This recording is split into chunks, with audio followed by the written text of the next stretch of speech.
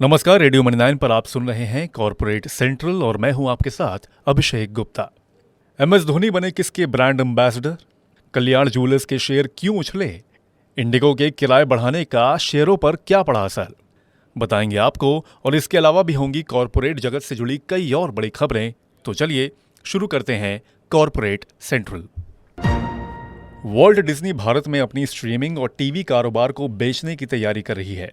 एक रिपोर्ट के अनुसार कंपनी इसके लिए अदानी ग्रुप और कलानिधि मारन के सन टीवी समूह से बातचीत कर रही है। भारत में इसके पास डिज्नी प्लस हॉटस्टार जैसे स्ट्रीमिंग सर्विसेज के साथ ही कई स्पोर्ट्स राइट भी हैं। पॉलिसी बाजार का संचालन करने वाली कंपनी बीबी फिनटेक में शुक्रवार को करीब 871 करोड़ रुपए की ब्लॉक डील हुई है। इसके तहत कंपनी के एक निवेशक ने अपनी 2.5% हिस्सेदारी बेची है। ऐसा माना जा रहा है कि यह निवेशक जापान का सॉफ्ट बैंक है। दिग्गज IT company Tata consultancy services का बोर्ड 11 अक्टूबर को होने वाली अपनी मीटिंग में इक्विटी शेयरों के बायबैक प्रस्ताव पर विचार करेगा। कंपनी ने बीएसई को यह जानकारी दी है। इसके पहले कंपनी ने जनवरी 2022 में बायबैक किया था। Amazon सैटेलाइट कम्युनिकेशंस की दुनिया में कदम रखने जा रही है। कंपनी ऑपरेटिंग लाइसेंस के लिए आवेदन करने के अपने चरण में है। Amazon ने भारत में अपनी अमेरिकी प्रतिद्वंदी एलन मस्क की स्टारलिंक के नक्शे कदम पर चलते हुए यह कदम उठाया है। वरिष्ठ सरकारी अधिकारी का कहना है कि Amazon अपने प्रोजेक्ट कुइपर सेवा के लिए सैटेलाइट कम्युनिकेशन सर्विस ऑपरेटर के लाइसेंस के लिए आवेदन करने की प्रक्रिया में है। बजट एयरलाइन इंडिगो ने अपने सभी एयर टिकट पर 300 रुपए से लेकर 1000 रुपए तक का फ्यूल सरचार्ज लगा दिया है।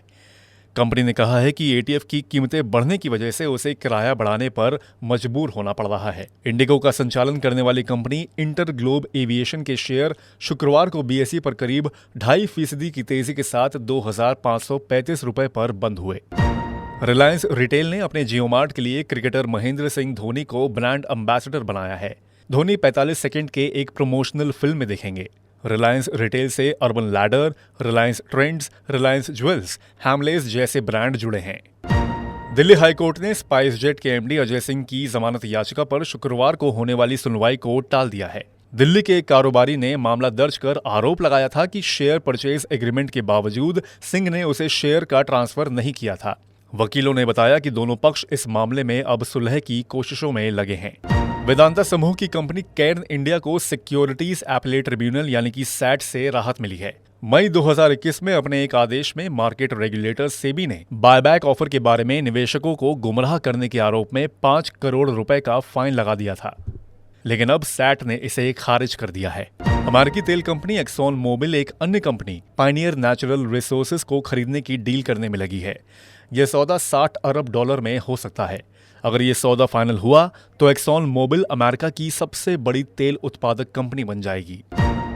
मोबीक्विक का संचालन करने वाली one MobiKwik system private limited को सितंबर मौजूदा वित्त वर्ष की पहली छमाही में करीब 8 करोड़ रुपए का मुनाफा हुआ है। इस दौरान कंपनी की आय बढ़कर 385 करोड़ रुपए पहुंच गई है। कंपनी को मौजूदा पूरे वित्त वर्ष के दौरान मुनाफे में रहने की उम्मीद है। वेलिएंट लैबोरेटरीज स्टॉक की शुरुआत को शेयर बाजार में शानदार लिस्टिंग हुई है। एनएसई में इसके शेयरों की लिस्टिंग 162.15 रुपए और बीएसई में 161 रुपए में हुई है, जबकि इश्यू प्राइस 140 रुपए ही था। कारोबार के अंत में ये बीएसई में करीब 5% तेजी के साथ 169.05 रुपए पर बंद हुए। कल्याण ज्वेलर्स ने दिवाली से पहले अपने 33 नए शोरूम खोलने का ऐलान किया है।